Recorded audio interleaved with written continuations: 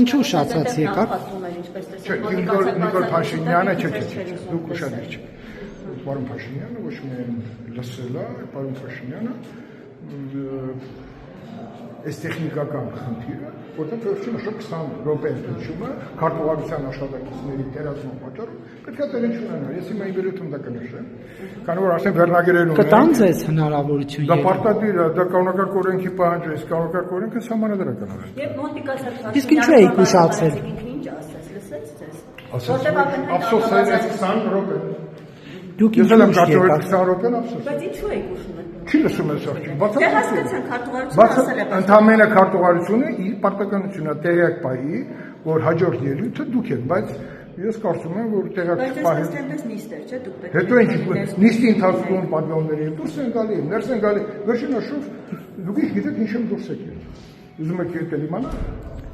Բայց օրինակ վարչապետն այստեղ կառավարության անդամները պարոն Քոչարյան դուք հանձնաժողովի նախագահ մարդ ինչու ներկա չէիք։ Հիմա կգնամ եւ վերուտ կունենամ եւ հակիրճ ձեր հարցի պատասխանը դուք կլսեք, ուշադիր եք։ Բայց դուք արդեն վերնագրերում ձեր ում պատճառով եղավ այս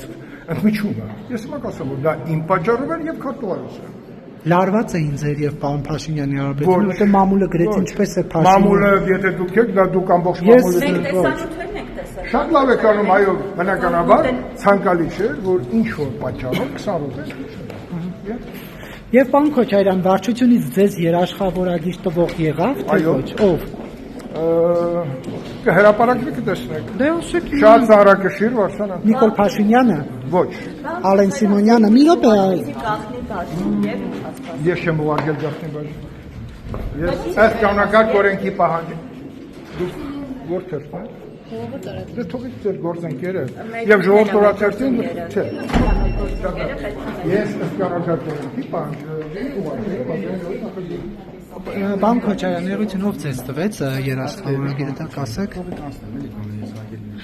Կհրապարակվեք իմանաս ինչ ես ուզում որ առաջ դրա մոտ չես աշխատում։ Դիմել եք արդեն։